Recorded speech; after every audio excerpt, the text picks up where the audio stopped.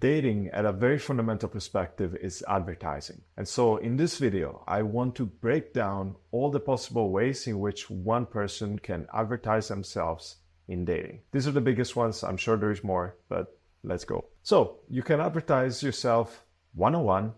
That means you go out during the day and you talk to people. This is also known as cold approaching. And I've done this for a long time. It works if you're good at it, but it's inefficient. Then you have one-on-one going out at night. This is in the seduction community is called night game. Is when you go to a bar, you go to a nightclub, you go to a lounge, and you talk to people. Again, it works if you're good at it, but it's also very inefficient. Then you have which stands for matchmaking. That means you sign up with a matchmaker, you give them all their information, they go and ask the pool of people that they have available and look for a match. It also works.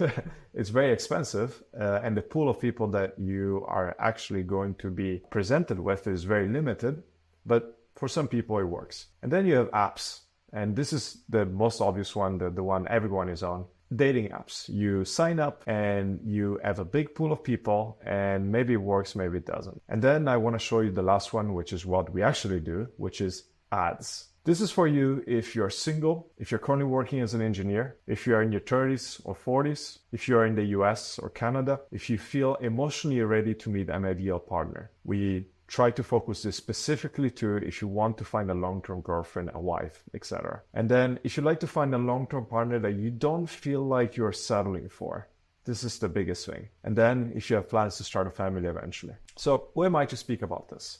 I grew up as a major introvert with acne. I got bullied a lot in school and I had overprotective parents. The picture on the left is me in high school, believe it or not, even though I look like I'm literally 11. But anyway, this is like 14, 15 years old, just for context. And I was very much excluded from the group. The last guy to be picked in teams whenever there were team sports at school, etc., etc. And the picture on the right, same thing. As you can see, very much like segregated on the outside. Great Justin Bieber haircut, which was the wrong version of the Justin Bieber haircut.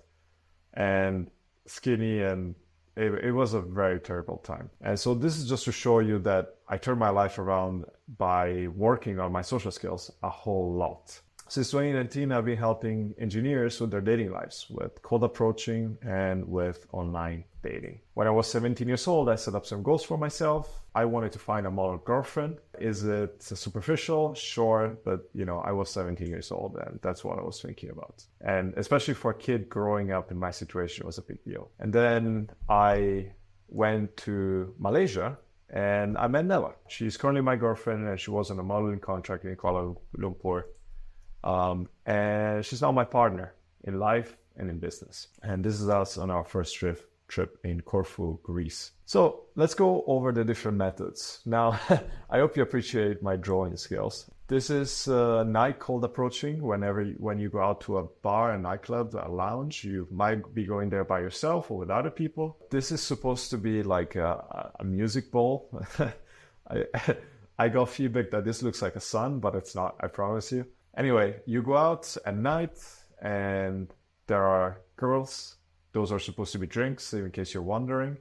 And then you go and talk to them. And again, this works. Like all these methods work. It's just some are more efficient than others. So you go and do that.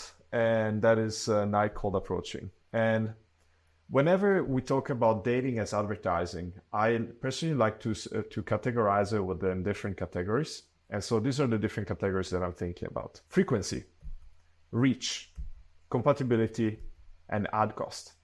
I know that you might be confused now, but stay with me and it will all make sense. So if you're going night cold approaching, what is the frequency with which you're advertising yourself? Well, as long as you're there, which means you go there, you spend 3 hours there. Within those 3 hours, you have a window of opportunity to meet someone. That's the frequency. Then you have a reach that's limited to 20 to 100 people. For bigger nightclubs or bars, it might be more, but you get the point. It's like max generally 100. And so that's the reach. So remember, we are advertising. So it's like, how many people can I actually reach by doing this action?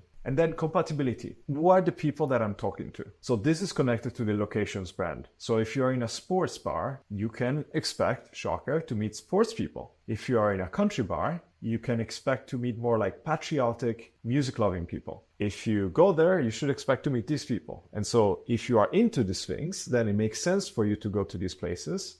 If you're not into these things, you're kind of setting yourself up for failure because there is less chance that you're going to find compatible individuals. Makes sense, right? And then the ad cost is low. Like, I mean, going to a bar, going to a nightclub is either free, or if you pay for a drink or if you pay for entry, it's like 10, 20 bucks, but it's not super expensive. Okay, so this is method to meet people number 1. Method to meet people number 2, day cold approaching. That is, you're talking to people during the day that you don't know, you never met. And this is something I've done a lot in my life. And this is actually something that I started with when I was helping engineers. It's good, it works, but it's not super effective.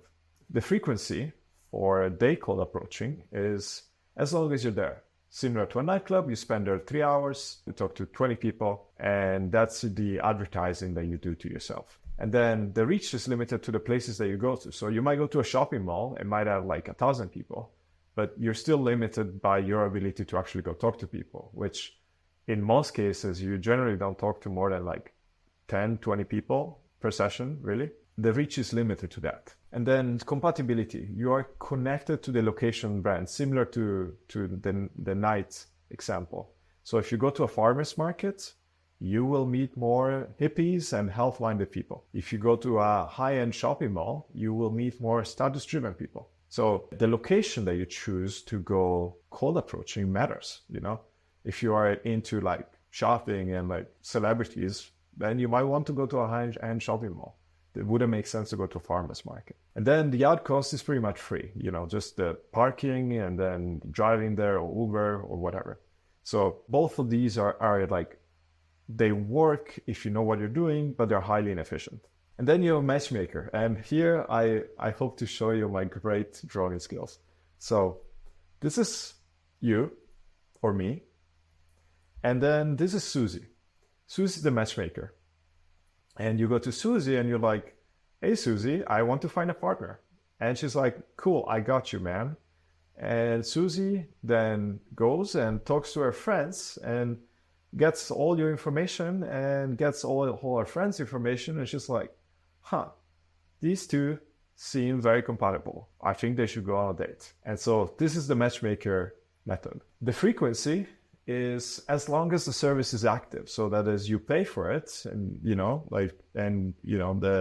Susie matches you with people and maybe you find a match, maybe you don't, but you get access to it for the duration of the service. The reach is limited to the matchmaker's reach. And so Susie has a bunch of friends. They're usually like socialites, people that have a lot of friends. Susie's friends with like 200 people. And so she has access to 200 people's information. And so you're limited to the matchmaker's reach. Those 200 people are the people that she's going to think about matching you with. The compatibility is high because you give Susie a lot of context, and she has a lot of context from her like matches, and therefore she finds people, and supposedly the compatibility is supposed to be high. And then the ad cost is high. Generally, matchmaking services go for $5,000-$10,000 or more. And then you have dating apps. This is when we start getting started with technology. This is when things go a bit crazy. So this is you or me with the cool hair. I hope you like my drawings again. And you go and you talk to girls. And well, you set up a profile and you go and you talk to people, and the pool is big. So the frequency here is 24/7 because you actually set yourself up online, and the thing can be shown 24/7, which is a great advantage if you think about it compared to like day gaming, night gaming, cold approaching, or matchmaking. You have access to it the whole time. And then the reach is bigger. Now dating apps have total about 323 million monthly active users. So that's a lot of people. It's a lot of people. But it is reliant on whether the algorithm will show your profile. So, on this point, it's like, do they like you? Do they not like you? Have you behaved well? And if you didn't, maybe you're not going to be shown as much. And then compatibility is low.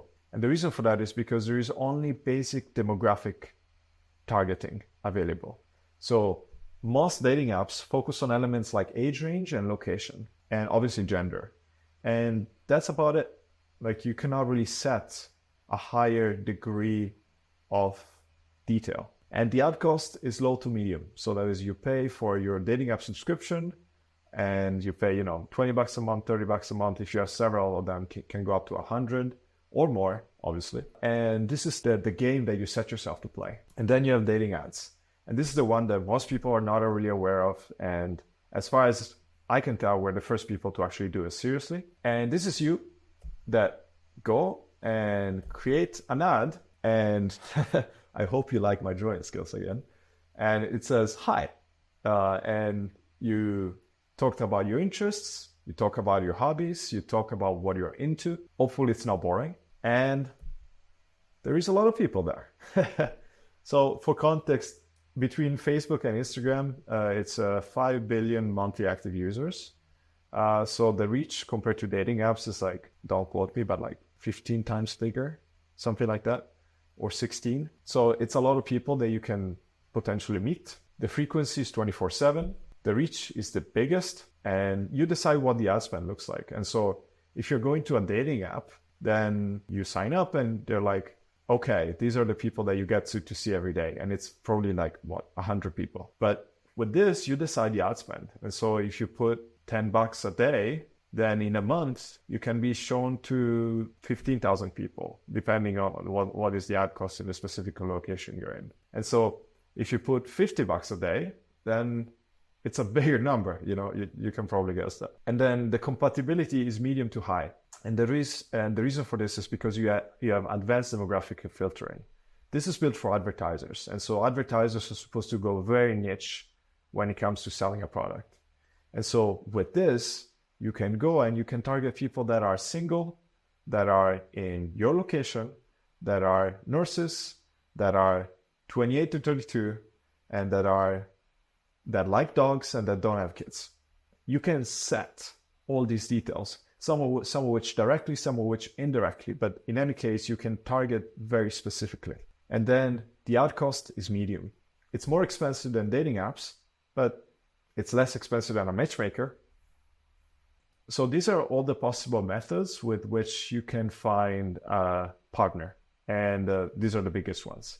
And our favorite is obviously dating ads. And so if you want to get started with dating ads, but you don't know how, I recommend that you work with us. Hey guys, this is Elia from the future, and that is to say that we have reached our official capacity within the Ideal Partner Tester program. And therefore, as of right now, we do not accept any more testers. But do not fear, because we will be opening up again, this time with an official release. And therefore, if you're interested into finding a long-term partner as an engineer, I recommend that you fill out this waitlist form and you give us this information so that we can determine whether we are a good fit to work together. With this said, if you don't see this form and instead you see a link similar, for example, to something like this, or it could be Calendly, it could be OneSub, or something else. If you see a scheduler link, that means that we have slots that are open within the program to work together. And so if that is the case, you can completely disregard what I'm saying right now and go and book a call with me. Thank you for watching, and I hope to either contact you or talk to you soon. Ciao.